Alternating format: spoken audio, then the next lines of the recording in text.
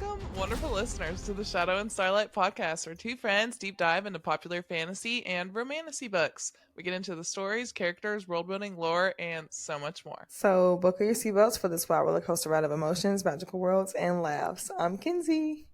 I'm Kana. And today we're covering chapters 46 to 56 of Onyx Storm by Rebecca Yarros. First and foremost, please listen carefully to our content warning. These are adult books we are covering, and neither of us have a filter, so this podcast is rated R and for those 18 plus.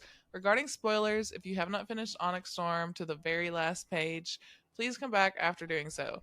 While we are discussing this stretch of chapters, we will be doing so with the perspective of what happens in the rest of the book, for better understanding, to dig deeper into the theories, and to appreciate the masterful foreshadowing of Rebecca Yarros. So going forward, all episodes on our show will contain spoilers for the whole series in question.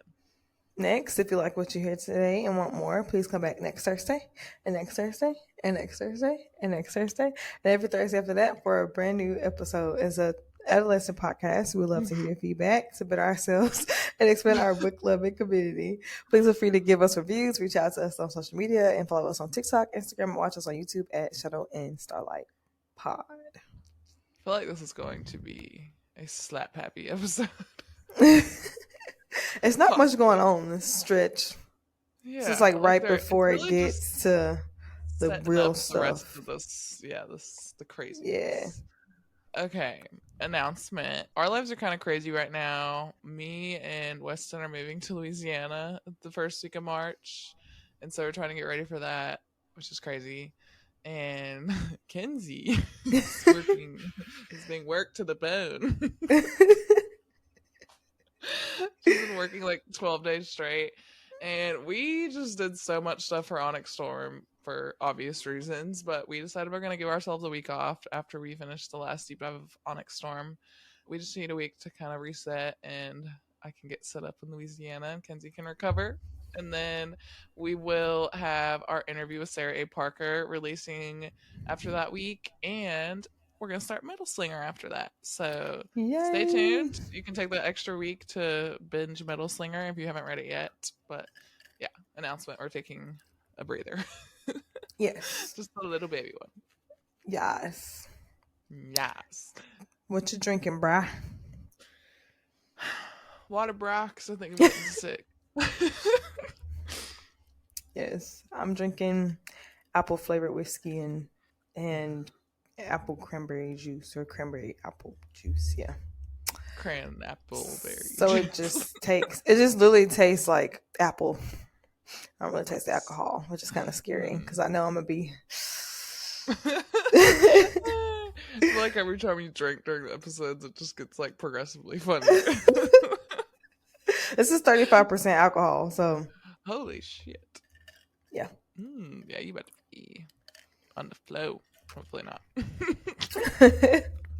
It's time to cross the parapet, and Kana's going to lead us across it, and she takes us through her Shadow and Starlight synopsis, aka her unhinged summary detailing the events of these chapters. Okay, let's go. While Xaden and Andarna continue their broody era, Violet continues to exhaust herself every day with signet training and classes at Bisgayeth. Navarre is still on their selfish bullshit, not letting any civilians in their borders to flee from the Dark Wielders taking over the whole continent. Not to worry, because Xaddy is back, and he is opening Tyrandor's borders. Halden's petty little arguments and weaponized insecurity be damned. However, we should be worried that Xaden is a lost cause, because there is a new shadow wielder of the generation, Lynx, part of the Iron Squad. This causes Xaden to distance himself even more from Violet, who is grasping at straws for her relationship. The early bird gets the worm, or in this case, the early one-legged Sawyer gets to ride again. Woo! The Iron Squad is complete once again. After Violet gives her girl boss dragon a pep talk, the squad plus Dane and Bodhi and leadership take off for Orisha for their rune course that they missed while off searching the Isles. After settling in, Violet gets a visit from the traitor, I mean her brother, and is weirdly elated when Brennan tells her that he hasn't been able to mend Xaden's soul. Well, he's still trying, and that is good enough for our Delulu FMC. I was seriously concerned that we would get no more spice this book, but have no fear, Xaden is here. He just can't stay away from his woman, and he thinks he is basically almost kind of stable-ish. After banging over every inch of their room in Arisha, the lovebirds get some much needed rest, and Violet takes a walk in Xaden's nightmare. Waking, they discuss their dreams until the realization of Violet's second signet hits them. Yep, she's a type of intrinsic, more rare, more powerful, and more dangerous than even Xaden. They have little time to confirm with Marin and ponder the ramifications of her signet before alarm bells sound. Arisha is under attack. Quickly strategizing, they break apart to reach their assigned positions, and our FMC and her bestie go right into the thick of it. They take down several wyvern until Taryn takes a hit and they skid to the ground. Oh, great! Theo is here too. Could it get any worse? Oh, yeah. Andarna is chilling at Dune's temple. At least somebody listened to the prince who can see the future. After a quick little family argument, Rhiannon removes the wing spur from Taryn so that her bestie can be airborne again. Just before they're about to take off, the Dune priestesses refuse to take cover, and they also want to know about Violet's hair care routine. Not the time, ladies. Theo joins the conversation as condescending and mean as ever. Just before everything goes to complete immediate shit, Theophany and her little venin friends flee unexpectedly, scared of something, and the wyverns start falling out of the sky, all thanks to Andarna's ancestor, Leothin? Leothin. I don't know why that sounds like I'm saying it wrong. We're just going to call him Leo. But thank you, Leo, for having an ounce of empathy and donating your fire breath to the Wardstone cause. True to form, he insults Violet immediately, but is also slightly less of an elitist asshole than his other mood ring associates. He has come back for Andarna and to offer her a chance to learn and choose their ways if she goes back with him to the Isles. Turns out Irids are magic and have the power to shape, block, form, and end bonds as they see fit. The selfless queen she is, Violet tells her it's okay, go learn more about your heritage. So she does, without much of a goodbye. And this is where we cried probably the most in Onyx Storm. No joke. Yeah.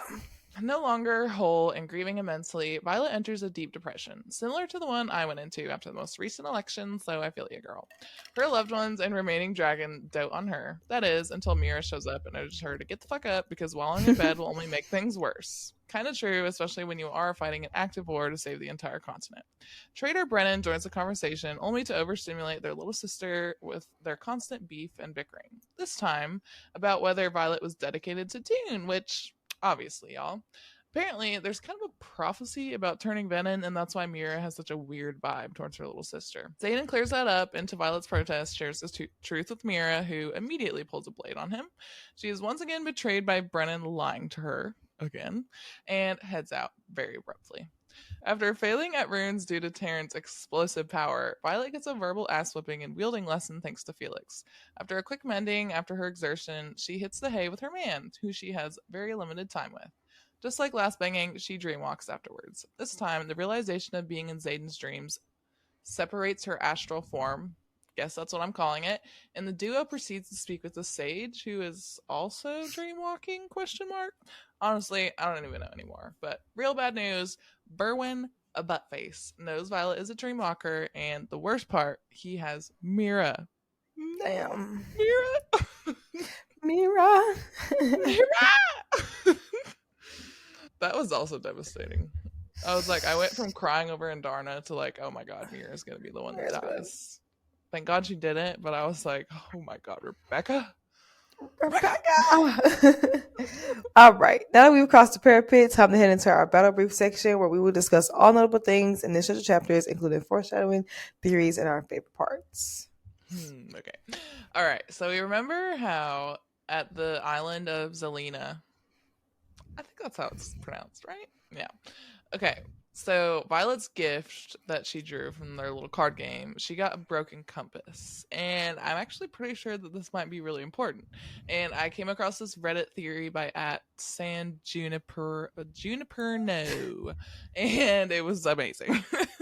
The compass in Zelina was given to her by someone that very closely resembled Xaden. Like, same features, tall, dark, handsome, wearing black, who's like staring at her and smirking at her, which is, that's a lot of things that Xaden does. So I feel like in our brains it's telling us it's connected to Xaden somehow. And then notably in this stretch, I caught this. Violet says, quote, Xaden walks through the door and my heart stops. His gaze jumps to mine like a compass pulled north. compass? Hmm. You said compass? Okay, so I'm theorizing that this compass really was, instead of just something that they collected on this island, really was a gift from the gods, because we know the gods are major players at this point. And I think that this compass may be the thing that helps her find Xaden in book 4, because compasses help you get home, and Violet often refers to Xaden and his shadows as feeling like home. So I'm kind of thinking it could be like Jack Sparrow's compass, where it points towards what you really want. And we know Violet really wants her man. So I don't know. I'm sensing something with this compass. Fun fact: I've never watched Pirates of the Caribbean. I don't know if I'm more upset with you about that or the Hunger Games, honestly. Okay, well, Pirates of the Caribbean is hilarious, so we're gonna watch it next time I see you. Okay, cool. Literally all of them. We're just gonna sit there and binge watch them. I'm down. It'll be great. I know of like the Jack Sparrow run and all the Jack Sparrow memes, but I've never seen it for He's like, myself. I've got a jar of dirt. Have you seen that one? No, but I've seen him running. Oh yeah. I can't wait. All right. I want to talk about some maybe possibly unknown history or undiscussed history between the Dark Wielders and the Irids. The Irids. Anytime I'm reading and I see it in my head, I'm like, yes, that's all I think about now when I see it. So we know that Violet was looking for Andarna's Khan to find out more about the venin and how they were able to be defeated 600 odd years ago. And they stated that there was no way to really cure them. They said there was no cure, but they did mention them changing, which is really weird. Which is also something I feel like the Irids stand for. They literally left Andarna as a way to determine if the continent has changed at all and found peace, or if they're still like bloodthirsty. And I found this interesting, like during the particular scene at Erasia when they're under attack and Theophany finds Violet at Dune's temple, and how she's been fascinated with Andarna this whole book. When Andarna shows up and attempts to scorch her, but then Leo, Mr. Leo, he ended up feeling the wart stone and he popped up, and Theophany started to freak out and they fled. Now, at first I was like, okay, maybe she could have fled because she knew the wart stone was up and they only had so much time and she was just frightened from that. But like the way that it was described in the book is like she was terrified. I don't think Theophany would be like super scared of the wart stone to flee as fast as she did. She just gives me more of like a fearless character who isn't really scared of much and like knows how powerful she is, and her being alive for so long. Her terror kind of rubbed me the wrong way. So I don't know. I low-key believe that she was afraid of Leo, and I want to know what the history there is. I actually thought that too. I started writing it down, and then I was like, oh, it's probably just the wards. But it was a very strong reaction because they can still wield like a little bit in the wards, right? Mm-hmm. Yeah, the wyvern would die, but the venin, it's not like they were gonna die because the ward stone was up. They just can't wield it. They can't wield that well, and then their wyvern are not alive. Like their wyvern are dead, which is so I don't know. It was like her reaction just rubbed me the wrong way, and she already knew that she wasn't welcome because of the temple being there, like her being an ex priestess. And then just her whole reaction kind of just threw me off. I don't know. I feel like there could be, I don't know. I had a thought about the Irids where like maybe they live longer than normal dragons. All the other dragon breeds live to be like, what, 200 or something? Mm-hmm. So like, what if they lived longer than that and they would recognize Theo, or I don't know. I feel like there's something to that. They're definitely very interested and possibly afraid of the Irids for some reason. Yeah. I don't know. Her reaction was just sus. Very sus. Very sus. You want to know what else is sus? What? Xaden planning the whole last chapter situation. He was planning this for so long, and let me dig into it. So I noticed this. When arriving in Orisha, Violet notes that the blade of Orisha that we saw in Deverelli is, quote, missing a single stone near the top. And I went back to the Deverelli chapter, and there was no mention of the blade missing any of the emeralds or whatever. And in the last chapter, Violet's marriage ring has the exact gem on it from the Hmm. Blade of Orisha. At this point, we know for sure that he's planning this end of book craziness. And then Yeah. also in chapter 55, after he has the argument with Bodhi, Violet even asks him if he is planning for his own demise. I don't think he answers it, but obviously yes. And I think at this point it makes sense that he's making these plans because he's clocked how much Bodhi is resisting being the next in line, and he's like totally accepted his fate that he's gonna turn full venin eventually. So much so that he was having the ring made since the blade was retrieved from the Isles not that long ago. Xaden, you sly dog. Not gonna fill anyone in on your plans. Hmm. Speaking of his plans, I wonder why the priestess owed him a favor. Well, is it because they saved their lives? Maybe. I don't know. Like, even though it was Violet, I guess they were just like, Xaden, you got a favor now. Yeah. I don't know. Because I feel like there's a big hole there. Just like a lot of questions for me because, well, I'll get into it after this next foreshadowing part because it kind of plays a role in both. Like, yeah. So, 1 second. Okay, Okay. okay, okay, okay, So, okay. next, I want to kind of discuss Dune's prophecy for Violet and their kind of whole vision of her life. So far, we know that about the whole dedication, everything that Violet's father, what's his name, Asher. Yeah, Asher.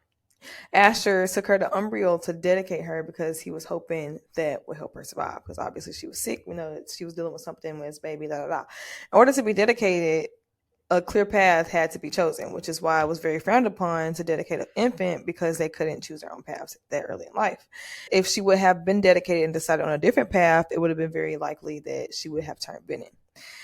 And they stated that, quote, the heart that beats for you or within you would do the wrong thing for the right reason, reach for unspeakable power, and turn dark. So they always knew. I feel like the priestesses always knew that the venom would be a part of Violet's life at some point. And Yeah. whether it was her turning into one herself or someone that she loved, which is one, it still has me believing that we still don't know everything we need to know because I feel like someone in her family still hasn't told her the full truth about her familial line.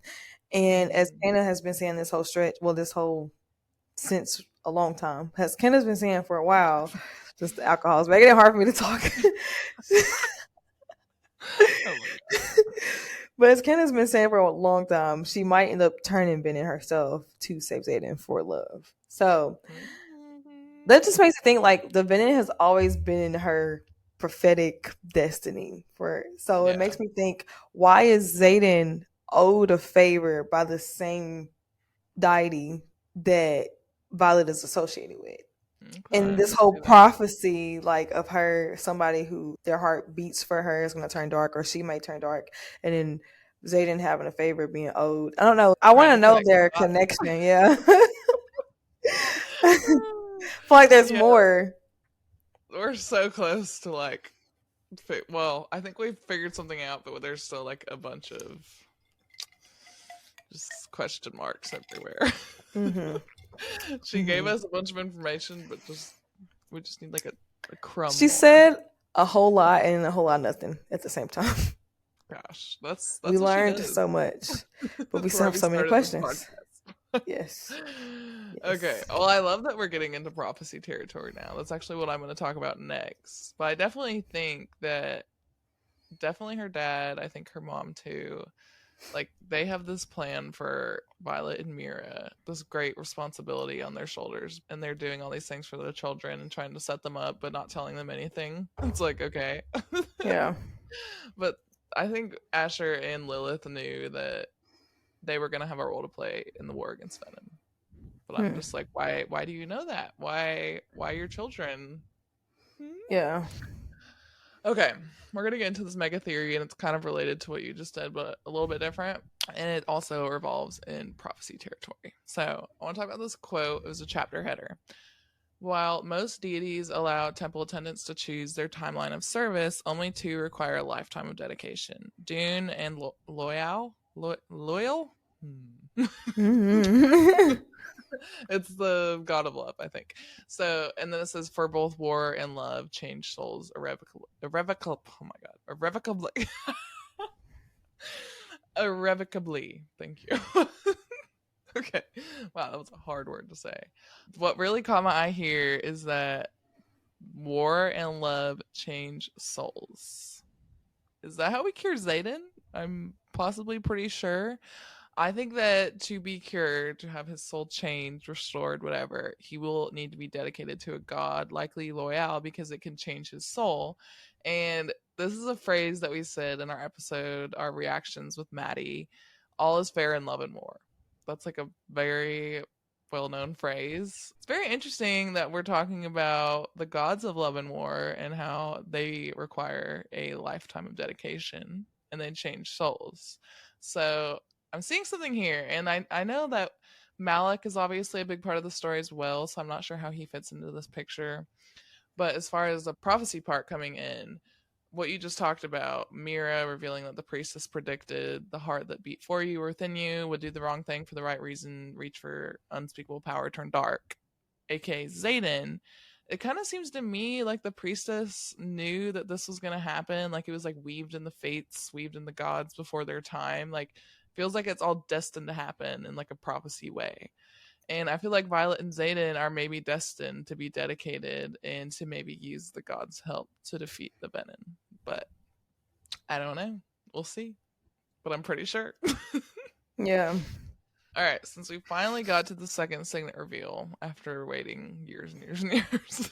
Forever. When I tell you I was reading Onyx Storm and I was getting like 100 pages, 200 pages, 300 pages, I was like, oh my god, when are we going to find out what it is? Only almost 500 pages into the book. Golly. But anyways, I do love this segment and I can't stop thinking about like how powerful is it going to be. So I wanted to take apart some quotes from the signet reveal chapter and maybe think on what that could mean for her future signet powers. So, quote, I've had the dream on nights you aren't with me, nights you were hours away. So, this shows us that distance does not affect her signet. So, she could definitely enter the Venin's dreams minds, regardless of their location, which I talked about in an earlier episode. I think she's going to have to enter the Dark Wielders' heads, like the Sages and Mavens' heads, to find answers on how to defeat them or cure Xaden. Or she could also enter the leadership of Navarre, like their minds or dreams, to snuff out the traitors. And I'm literally dying for her to get into Melgren's head. I really hope that's in book 4. Especially since I think Xaden mentioned it. He's like, you could get into General Melgren's dreams. I was like, is that foreshadowing? Please make this happen. All right, another quote. No one can shield while they're sleeping. You could potentially walk straight into, oh, here we go. You could potentially walk straight into Melgren's own dreams and he couldn't stop you. Probably wouldn't even know. So this shows us that under the right circumstances, aka sleep, she can enter anyone's brain. So literally no one is safe from the signet, which is probably why it's considered so dangerous from both people and dragons.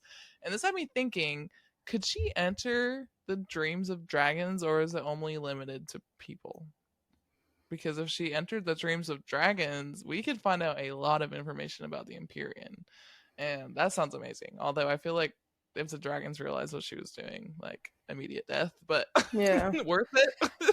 I don't know. Maybe because we know that she has some special connection to the dragons because she's always speaking to dragons that aren't hers. So I could see her having like a dreamwalking, and then she's like, "Oh my god, this is Taryn's dream."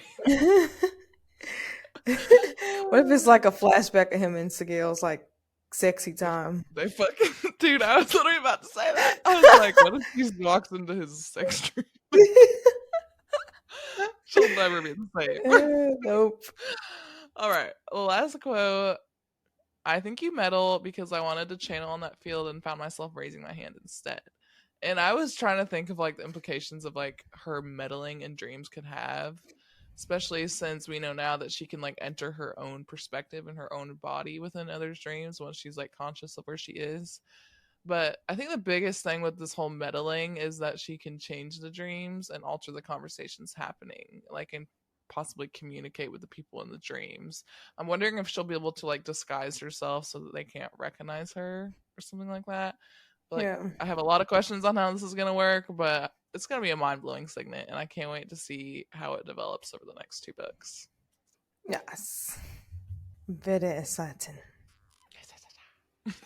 Time for our favorite moments. Yeah. My favorite So moment is depressing.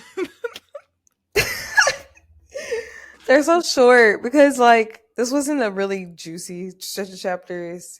It was mostly just like preparing for the climax of the story. So it was kind of Yeah. yeah. Eh. So the my not my favorite part, but the most notable part of this stretch for me was Andarna leaving us. This is the part of the book, this stretch of chapters, where I felt the most emotions. That's a It was word. very, it wasn't exciting, but I felt something while reading this part. So yeah, and Not good also things. yeah, no, and also we find out Violet's second signet, which is cool because that kind of explains all of our wild theories that we had about her being in Xaden's dream. I think that was one that we got right. We called that one, saying that they were having the same dreams. Remember Well, we thought it in was our because of their predictions? bond, not because of her signet. Well, but we still But like yeah. mentioned her dreams. Yeah, like we that was one Yeah. part of it that we got right. The fact that she was having Xaden's dream because we were like, what Yeah. if she was having his dreams? Because they're so Because connected. hmm I think it's so crazy that like when looking back it's so obvious what her second signet was. Like not yeah, like obvious, but and I feel like not just us, but like so many people in the fandom were obsessing over the dreams. But yeah, like it never occurred to anyone that like that was her signet, like entering other yes, people's dreams. We just like completely overlooked that and we're like pulling at like tiny words and phrases and like yeah. grasping for straws everywhere else. It's also funny that the throne scene in Iron Flame also had a part in her dreamwalking signet because we were like, oh my gosh, she might be like Intrinsic. that, but what, an amplifier or something Mm-hmm. because he was able to project a vision or I don't know what She I'm trying like to say. saw through his eyes something. Yes, yes, that. And we were like, but like she also did the same thing in this book. She actually showed him a flashback, and she sees through Taryn's eyes sometimes. But I think is that not normal between writers and dragons? I think it's normal because I think that was pretty early on, like during Fourth Wing, like right after she got her relic, she was able to look through Andarna's eyes to like see what it looked like on her back. Oh, okay. But Yeah. while we're talking about the throne scene, I kind of wonder if that was her second signet, where like it's not maybe just dream walking, like she can enter people's minds, not even just their dreams. I don't know because Maybe we because you have know only you can seen. dream with your eyes open, I do that like all the time. visions, like yeah, like visions and flashbacks. So maybe that's a part of her signet. Like even if they're not unconsciously dreaming, what if they're like in the conscious dreaming and she can also see those as well? Because for Xaden, it was like a flashback, right?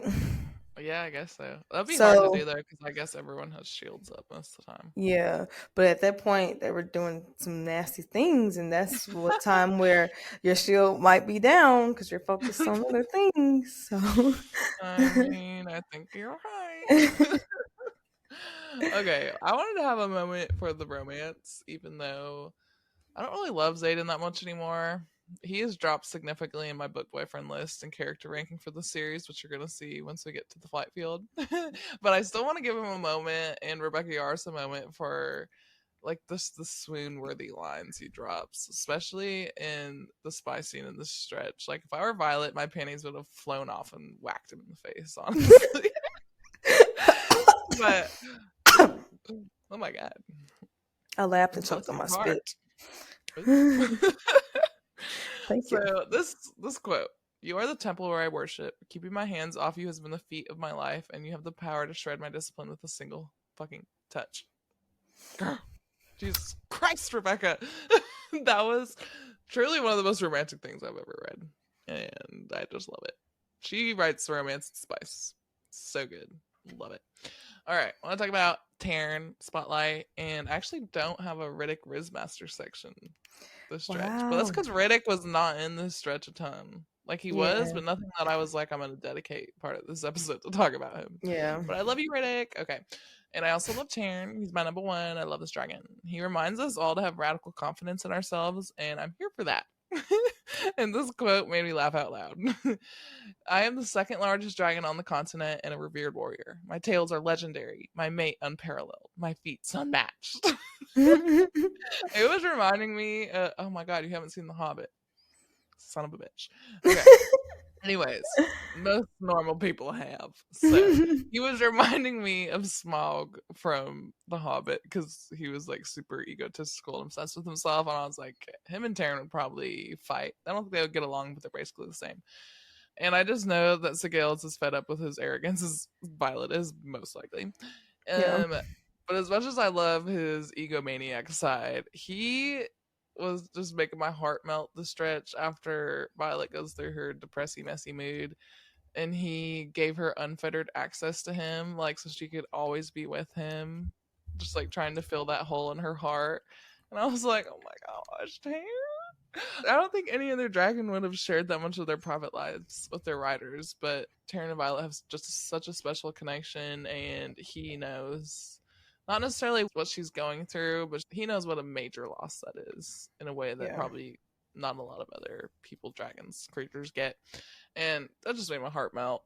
He was trying to make her feel better in every way he could. Yes.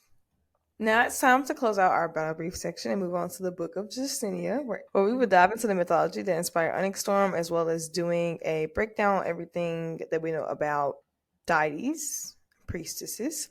Feel free to skip ahead to the fight field if you feel like you're already an expert. Yeah.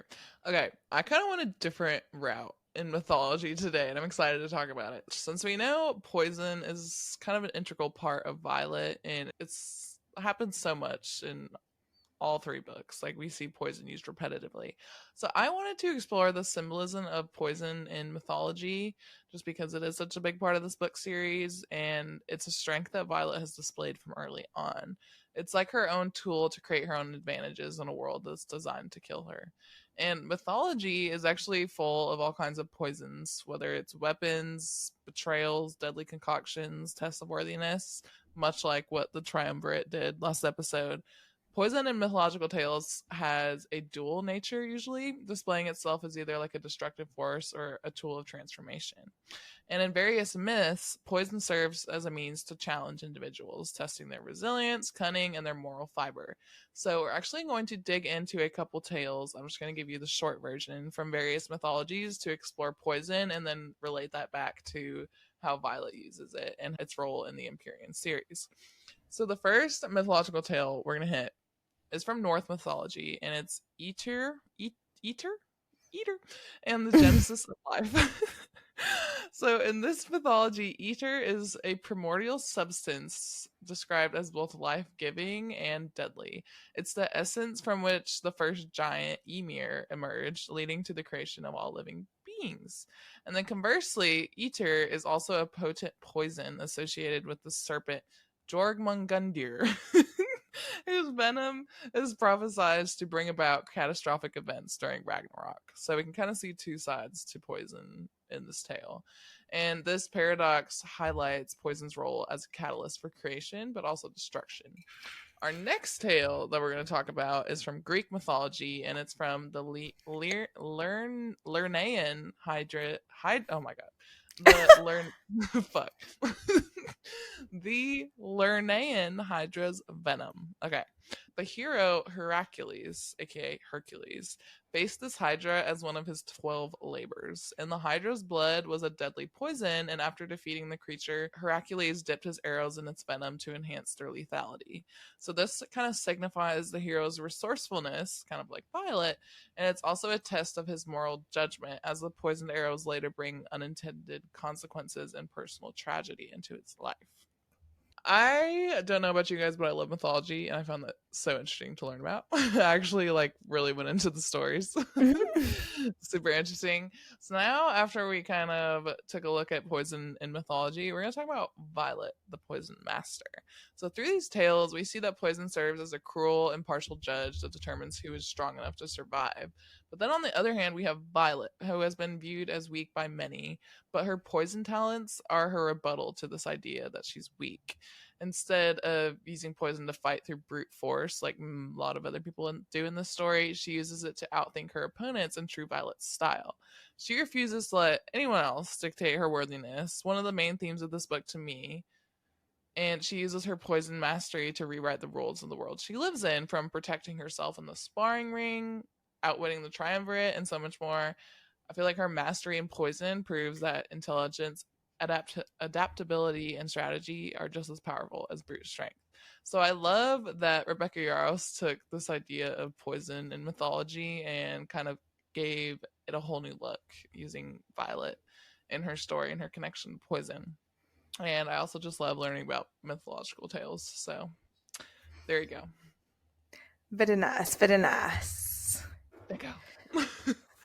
All right, let's talk about. This alcohol got me moving slow now. Let's talk about. I think it just made it worse. I think it just made me want to go to bed, honestly. I mean, that's fair.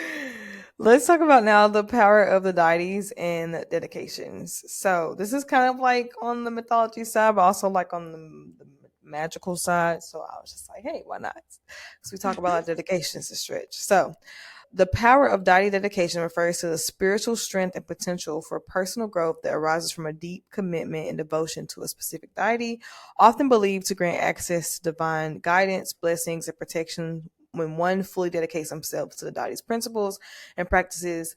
Essentially, it signifies the transformative power of aligning oneself with the higher power through focused worship and adherence to their teaching. So this kind of relates to Violet. While I talk about this, I'm going to relate her specifically to Dune. So obviously she was going to be dedicated to Dune, which is the goddess of war. And we know that they excel in combat skills.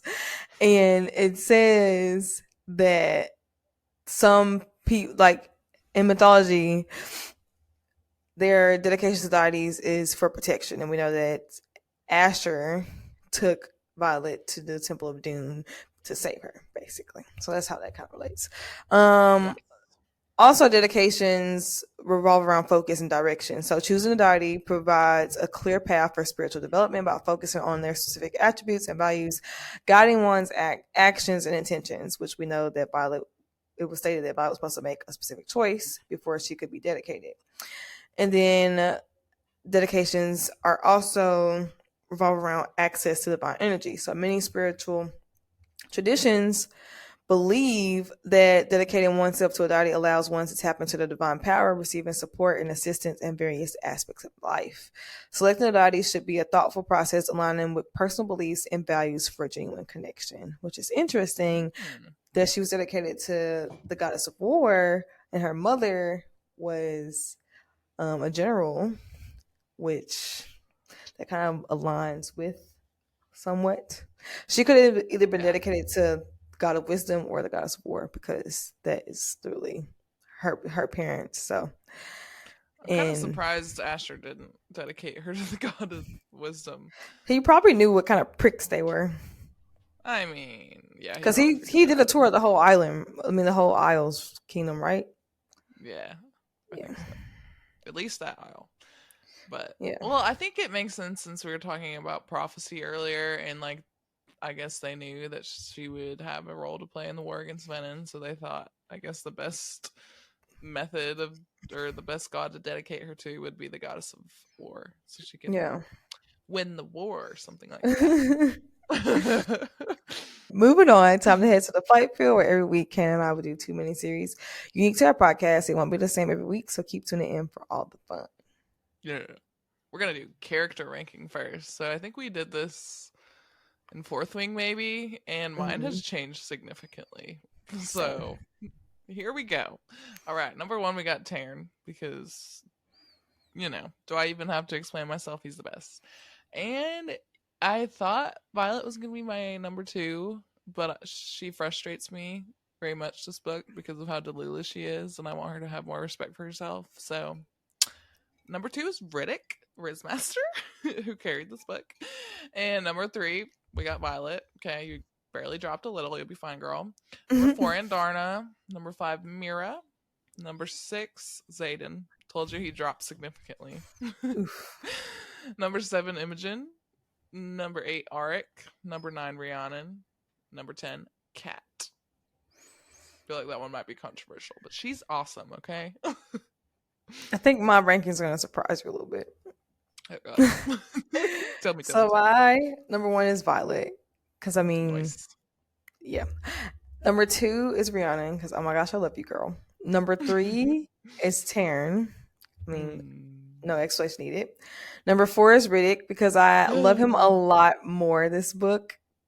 I appreciate him a Above lot more. Xaden? Like I've always liked him, but I appreciate him so much more this book. Yes, above Yes. Xaden. Number 5 is Xaden, because my guy.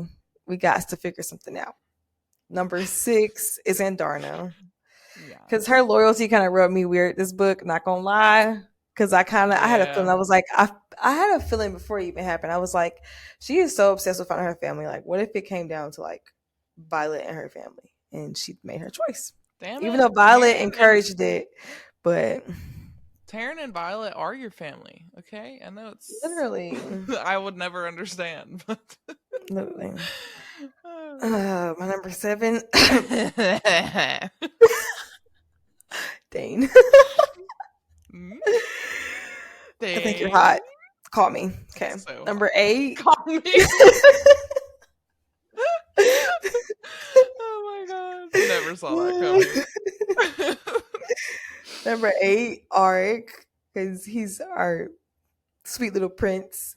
Number Yes. 9, Sloan, because girl, get you Mm. some.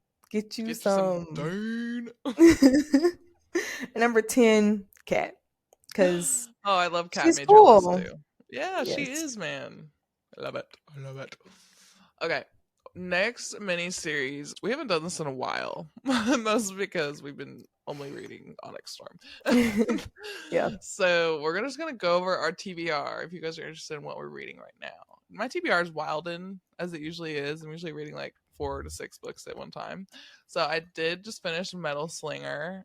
Diabolically delicious plot twist at the end, so prepare yourselves. But like I had to stop myself from like immediately going back and starting it over to like look at everything in a new light after I learned what the plot twist was. But anyways, I cannot wait to deep dive it. It's gonna be so good. I'm also reading a self-help book. Ew. No, I'm just kidding. It's actually really good. I started doing a little book club with my dad, and we're just like reading different self-help books and talking about them. So we're doing one on mimetic theory, which is like diving into like why we want the things we want. It's really interesting. And then I'm also rereading When the Moon Hatched for like the 7th time to prepare for our interview with Sarah A. Parker in literally a week and 1 day. This is real life. I'm so excited. And I started on my Kindle to read at night. I usually pick like a super nasty, slutty one.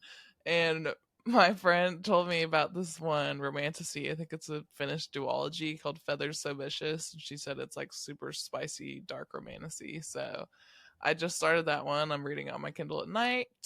And after I finish When the Moon Hatched, I am going to finally dig into book 4 of Stormlight Archive by Brandon Sanderson. I'm so excited. You already It's on like book 4? it's a 1,300 pager. Sheesh. I don't know why I thought you Yeah, were on book 3. I don't know why I thought you just finished book 2. I Book finished book 4 is 3 crazy. in December, I think. Sheesh, bruh. And then I got to read book 5. And then book 6 doesn't come out until 2031. Is he still gonna be alive? Huh? Yeah. Is he? He writes so many other series and books. Like he pops them out. But I guess it takes him a while and he like switches series in between. So I'm gonna have to wait a while for that one, but it'll be worth it. Jeez. So let's not Jeez. complain about waiting 2 years for the next Empyrean because I'm going to literally have to wait 6 years to read the next Stormlight Archives book, which is one of my favorite series. Jeez. My TBR. So, of course, I got to start Middle Slinger because we're going to be covering that soon. Also, want to finish up Airfire because I'm struggling, but You also can like do it. You can do it. You can do it. I don't even have time to read my text messages. So, Airfire, I don't know when I'm gonna get to that thing. And I've also been having the urge to read Crescent City. Started, because I've been seeing a lot of fan art. I'm just like, I want to be a part of the fandom. So Oh my I god, got you're the going to urge. love. Oh wait, I'm not gonna say anything. I'm just gonna let you discover it yourself. I'm so Okay. excited though. I love that book series. I guess I'm on a Sarah J. Maas kick because I want to reread Akatar, which I've already started the first book. I've been There listening you to it go. at work. So kind of Nice. want to reread that series. And then on the more spicy route, I want to read Lipstick and Cameras Click by DJ Murphy. This is Mm. an African American author, and it's like a love triangle kind of ordeal. And I love Oh, those. I know you So, love those. Yeah. and then I also want to continue the Butterfly series by Ashley Antoinette. I think book 6 is the last book that came out like 2 years ago, and I've read Uh-huh. the past 11 books that she wrote, but I still haven't got the newest book that she wrote a couple years ago. So I want to finish that series. But yeah, Wow. You that's read it. such diverse. I'm like, fantasy, fantasy, fantasy, fantasy, fantasy. Maybe a self help book here. Yeah. I cannot bring myself to read like normal ass romance. I just Oh my can't. gosh, I love romance. Well, so like a lot of romances I read aren't just like super normal. Like I could do like cowboy romance. That shit is hot. Like I want to go to a rodeo just because of a book I read. And Butterfly is like a Dang. mafia romance. So it's more of like, Ooh. yeah. It's more relatable Wait. because I live in a city where it's like really big crime action. So it's like reading a book about it, but making it hot. It's Oh, so it nice. makes you feel less bad about all the crap. Yeah. Yes. That's actually pretty funny. I just said I haven't read a normal romance book, but I just realized that I did because I read Corrupt. Yeah. I mean, that's Yeah. not a normal romance by Well, any it's really means. not. It's very disturbing. But it's a romance, nevertheless. It's a romance, but it's Yeah, not a if you like normal really very romance. extremely disturbing smutty books, read the Very Corrupt series by disturbing. Penelope Douglas. It's a page turner. You just can't stop yourself. I told my sister about. I think I just read book 3 over the summer or over Christmas break. I don't remember when I read it, but I was explaining her the plot line, and she was like, "Bro, that is messed up. That is so So bad. toxic. It's so bad." I think I could only read normal romance when it's like super fucked up and toxic because that makes me like super interested really fast. Yeah. All Ooh, right, excuse me. let's fucking do it. Okay. I'm excited for my questions Bef- today. oh really? Shit, that's not good. Okay. Before we close, before we close out our episode today, it's time to spar. Each week, Kenzie and I are going to give each other and you guys, our listeners, 2 trivia questions. At the end of our Onyx Storm coverage, we will tally who has the most points, and loser has to do something silly, embarrassing, or funny that the winner, or even you guys, can suggest as well. So let us know what you want Kenzie to do when I whoop her ass. Why me? I'm talking shit. So, Let me you get my ready? game face on. Yeah, I'm ready. Where does Xaden's dream take place? Drathus. That was easier than expected. Okay, your turn. Okay. Who is Llewellyn arguing with in chapter 46? What the hell did chapter 46 consist of? Okay, I'll give you the clip notes of the Okay. chapter. It's the first chapter in the stretch we talked about. It's when Auric saves Lynx, yeah, from when When he the became a person lightning. Wait. shadow wielder, yeah. Yeah, that giant shadow wielder. And that's when Xaden shows back up after being gone and is like, I'm letting people into Tyrandor. But before he comes in, Llewellyn is arguing with someone about it. Who is he arguing with? It's someone that's on the scenarium. That's the only hint I'm giving you. I would assume it's Father Atos. Is the queen dead already? Yeah. It's a man. It's the the Duke. I've already got this wrong. What is it? It's the Duke of Caldir. I'm like, the Duke of Bro. I'm dead. Okay. Okay. I'm dead. How old was Mira when Violet was almost dedicated? Oh, shit. 10? Dang. How old was she? She was 8, Your Honor. Son of a... I mean, yes, Your Honor. Oh my god. Okay. What is on Xaden's nightstand when Violet arrives in Arisha? The stretch. The sword of Erasure. And? And a box. A ring box. A box of chocolates. Son of a bitch. I'm gonna give it to you technically because it is a box, but it's the box of nothingness that he got from Zelina. And it's technically the blade of Oration on the sword of Oration, but we'll just potato. I mean, you're tomato, a little tomato. tipsy, basically. Okay. You knew what I was getting at.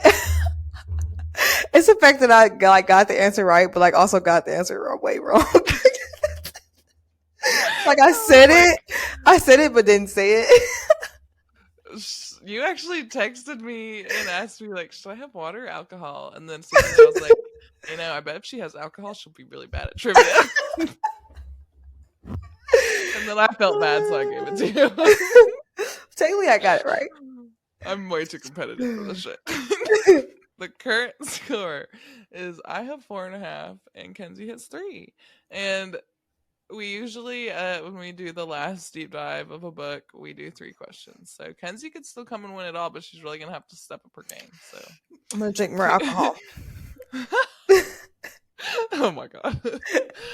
Okay, well, that is a wrap on this deep dive of Onyx Storm. Thank you guys so much for tuning in. It means the world to us that you're here. So join us next Thursday as we continue our deep dive into Onyx Storm, and we will be That throws you off every time. We will be going over chapters 57 through 66. 66. Oh my Cry. god.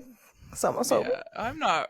Well, I am ready because I'm really excited to dig into this will be like a massive theory episode probably. Yeah.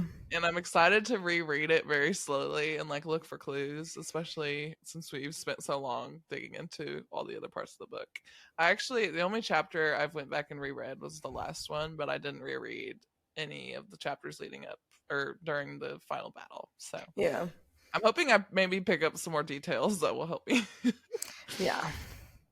Like I said, it means the world to us that you're here, and it also makes our day when we hear feedback from you guys. So while you're here, if you could leave us a review, whether you're watching on YouTube, leave us a comment. If you're listening on Spotify or Apple, go ahead and leave us a review. We want to know what you think of our show, and it helps us build our podcast business, which is what we're trying to do. So that's one thing that you can do for us, and for all the work that we're putting into it. It means the world when we get just one little like or comment or review. So, and then make sure to subscribe on YouTube and all major podcast platforms for a freshly baked episode to be delivered directly to you next week. Bye, friends. See you next week. Bye, friends. We'll see you next week.